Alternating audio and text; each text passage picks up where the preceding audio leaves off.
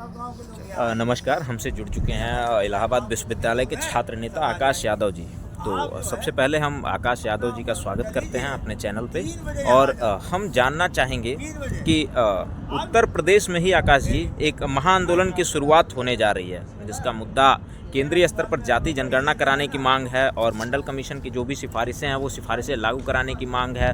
Collegium system, lateral entry जैसी जो चल रही हैं अभी तक व्यवस्थाएं वो ख़त्म करने की मांग है। तो आप इसको कैसे देखते हैं और उत्तर प्रदेश में इसका क्या माहौल रहेगा?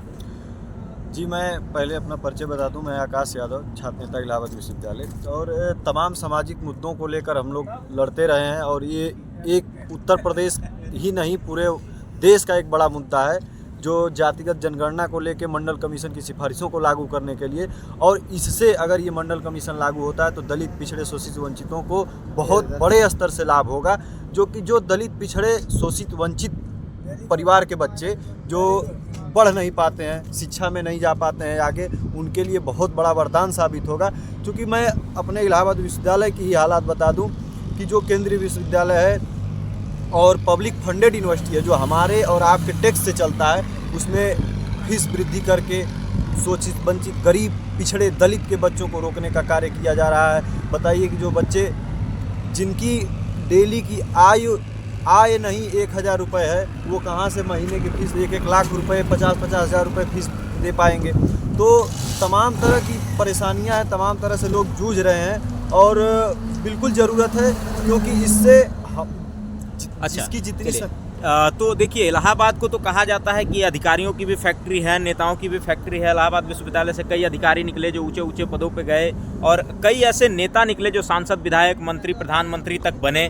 तो आप इसको कैसे देखना चाहते हैं कि यहाँ जैसे जाति जनगणना का मुद्दा जो है वो तो पूरे देश का सबसे बड़ा मुद्दा है और जाति जनगणना होनी भी चाहिए, क्योंकि अगर आप कोई एक छोटा सा भी कार्यक्रम आयोजित करते हैं तो उसमें भी संख्या की ज़रूरत पड़ती है। संख्या के हिसाब से आप उसकी व्यवस्थाएं सुनिश्चित कर पाते हैं। तो देश के अंदर जाति जनगणना नहीं करवा पा रहे हैं हमारे ओबीसी, एससी वर्ग के जो सांसद हैं, विधायक हैं, वो बहुतायत संख्या में हैं, लेकिन वो इस आवाज़ को नहीं उठाते हैं। तो इसको आप किस तरह से देखना चाहते हैं? जी, सबसे पहले तो जिनको कुर्सी मिल जाती है तो फिर अपने ज़मीनी मुद्दे को भूल जाते हैं। तो ये हमारे आप जैसे लोगों की जिम्मेदारी है कि हम निकलें और इस बोझ को अपने कंधे पे उठाएं, जन जन तक इस मुद्दे को पहुंचाएं। सबसे बड़ी समस्या है कि जो पिछड़ा दलित समाज है, जिसमें शिक्षा की कमी है, और ये हमारे आप जैसे तमाम लोगों की जिम्मेदारी बनती है कि जो लोग इन समस्याओं को जान रहे हैं, समझ रहे हैं, तो हमारी आपकी जिम्मेदारी है कि जन जन तक जाएं, इस मुद्दे को बताएं, उनको जागरूक करें और जागरूक करके एक बड़े आंदोलन के रूप में, एक बड़े जन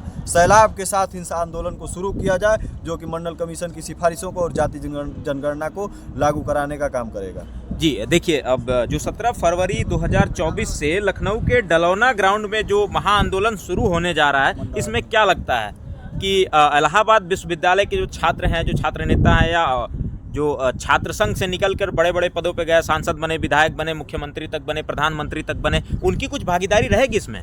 जी बिल्कुल, हम इस मुद्दे को उन तक पहुंचाएंगे और उनसे उम्मीद करेंगे कि जो लोग भी समाज को लेके जागरूक हैं, जो लोग सामाजिक कार्य को लेके जागरूक हैं, चाहे विश्वविद्यालय से निकले, विश्वविद्यालय से जो भी गरीब परिवार के बच्चे ही ज़्यादातर छात्र संघ से निकलते थे, क्योंकि उसको बैन कर दिया गया है। तो हम उम्मीद करते हैं कि इस मुद्दे को, अपनी बातों को उन तक पहुंचाएंगे और उनसे उम्मीद करेंगे कि ज़्यादा से ज़्यादा संख्या में 17 फरवरी को इस आंदोलन में अपने की सहभागिता दर्ज कराएं। बहुत बहुत धन्यवाद आकाश जी। हमें उम्मीद है कि आप जैसे क्रांतिकारी युवा ही इस देश में बदलाव ला सकते हैं। आपका बहुत बहुत धन्यवाद हमारे साथ जुड़ने के लिए, हमारे समक्ष अपनी बात रखने के लिए।